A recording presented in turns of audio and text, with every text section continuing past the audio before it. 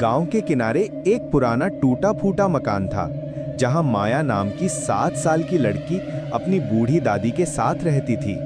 दादी हमेशा एक ही बात दोहराती थी, ऊपर वाले कमरे में कभी मत जाना और उस पुराने आईने को कभी मत देखना। माया को ये बात अजीब लगती, लेकिन डर के मारे वो कभी वहां नहीं गई। एक रात दादी को तेज बुखार हो गया। माया वैद्य को बुलाने दौड़ी, लेकिन जब वो लौटी तो देखा दादी बिस्तर पर शांत लेटी थीं, आंखें खुली हुई लेकिन कोई हरकत नहीं। माया उनके पास जाकर रोने लगी। तभी दादी की आवाज आई, आईना देखो। माया चौंकी।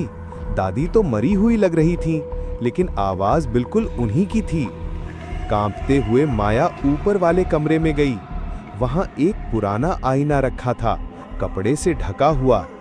जैसे ही माया ने कपड़ा हटाया, उसने जो देखा उससे उसकी सांसें रुक गईं। आईने में उसकी खुद की परछाई नहीं थी, बल्कि दादी दिखाई दे रही थी।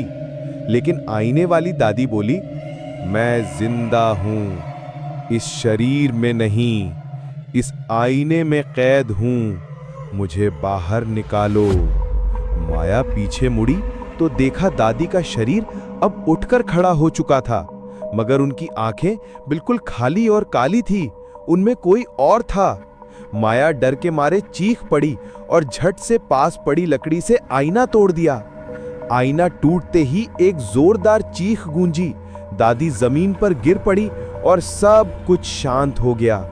सुबह गांव वाले जब पहुंचे तो देखा माया अकेली बैठी थी, लेकिन उस कमरे में अब एक नया आईना रखा था, जिसमें अब कोई और दिखता था।